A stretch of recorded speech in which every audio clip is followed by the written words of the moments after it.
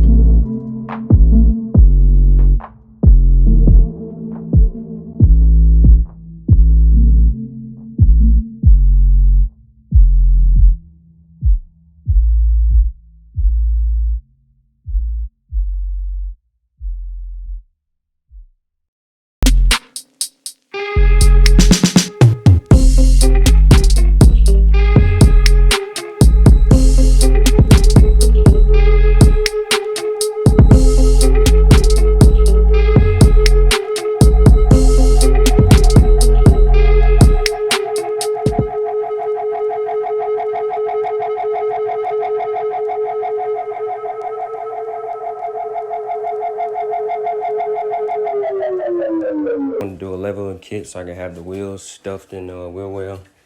I like the way the aggressive stance look.